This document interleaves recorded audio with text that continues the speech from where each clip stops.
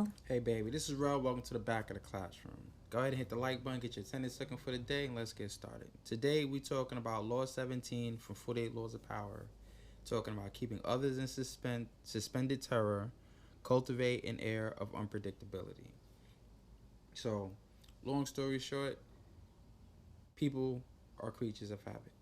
And if people can predict what you're going to do, it's easy for them to catch you in a situation or you might be outdone. So the part where it says keep others suspended in terror, if nobody knows what you're gonna do next, they off balance. And when people are off balance, they become uncomfortable. When they're uncomfortable, that's your terror. And as long as you keep them there, they suspended in terror. So putting two and two together, I think we got ourselves a situation where we can work with. Now, there's ups and downs to that. School, work, friendships, relationships, you want to show that you are, how would I say, predictable, right? Predictability shows a certain level of reliability, right? If you are always, let's say, get to work on time, or get to work early, get to school early, get to school on time, that's predictable. Someone can rely on you for that. That's a great thing. Don't get it wrong. You're home with your family and you're always washing dishes after someone cooks. That's great, right? It's a habit. It's something that people can see. It's something that people can rely on. All those things are fine. And again, in those settings, there's nothing wrong with it. In fact, being unpredictable kind of works. It doesn't work in your favor, right? Because if I cook and I'm not too sure if you're gonna clean or not, I'm sitting there like, I don't know. You know what? Let me just do it myself. I don't feel I can rely on you to do something, in which case it works against you. Now, where it works for you would be in a situation where, let's say, you're in some type of sports athletes, right? You're an athletic person and you have a regimen, a routine. If you're boxing, you never want to keep doing the same thing because when people study you and they see what you do because you're a creature of habit, they know when to strike. They know how to counter whatever it is that you do.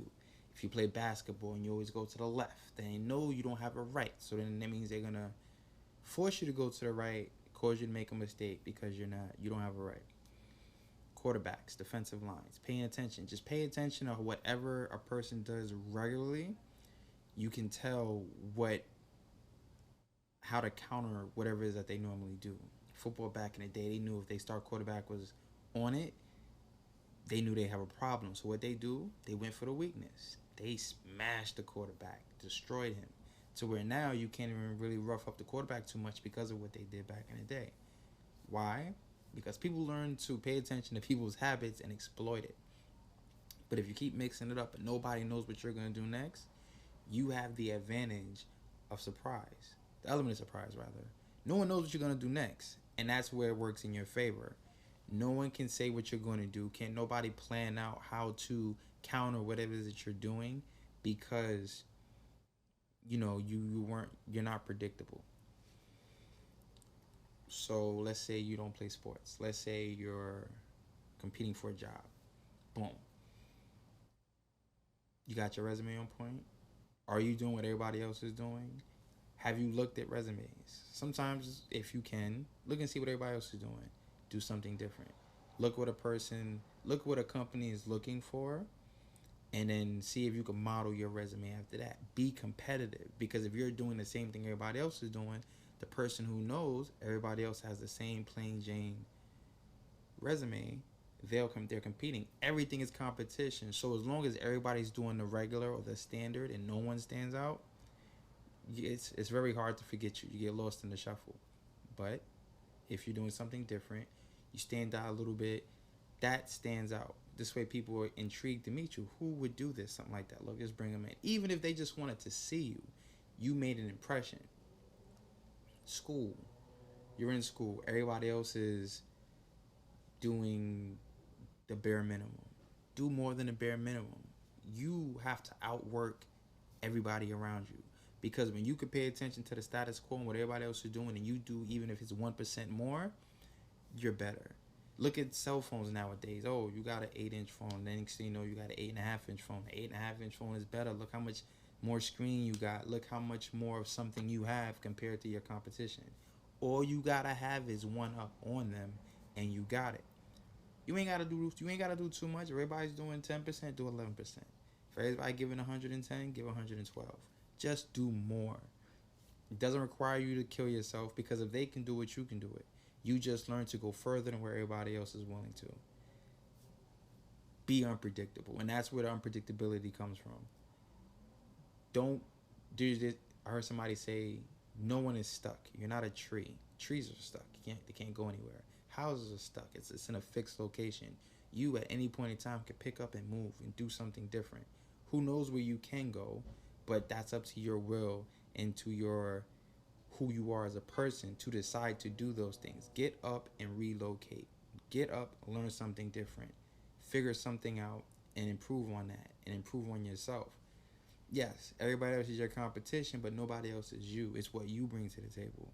Sure, they can bring a certain quality and certain things, but you are unique. Where everybody else wants to fill a position, you can make them create a position for you. And that's the mindset you can have when being unpredictable. Because at the end of the day, they're like, oh, why do we need you?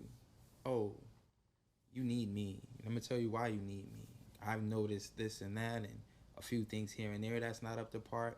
And a person like me will come in here and fix that up for you. But you know what? Let me just show you. Give me a couple hours. I'll point certain things out and I'll come back to you and I'll let you know. You're not interviewing me. I'm interviewing you. Why should I take my time out of my life to work for a company like you? What do you have to offer me? Because I know what I'm going to bring to the table, but you got to have that mindset. Your mindset has to be more than the regular status quo. You in a relationship? Why do I need to stay with you? Everything else sounds cool. That's great. But I know what I'm bringing to the table.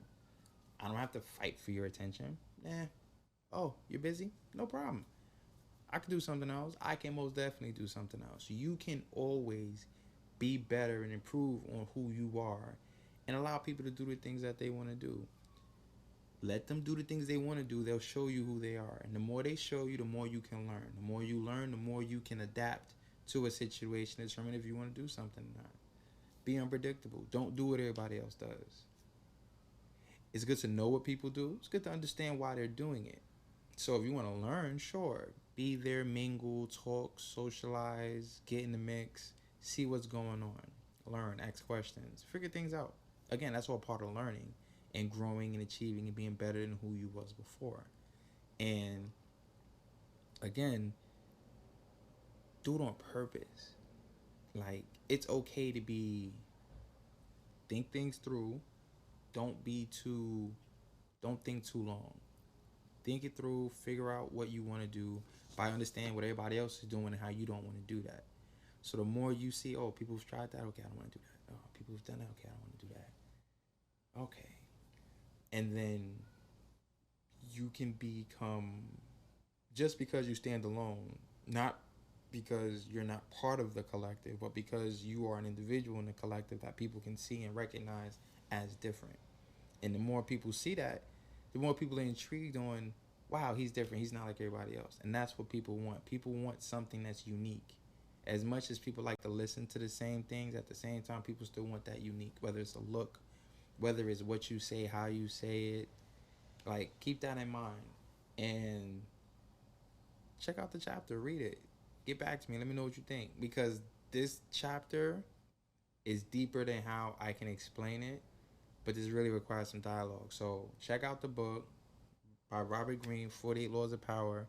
This is chapter 17. Keep others in suspended terror. Cultivate an air of unpredictability. Made it this far on the podcast. Thank you. Appreciate you. Check out Rose Locker. It's still up and running. And I'll talk to you guys later. Peace.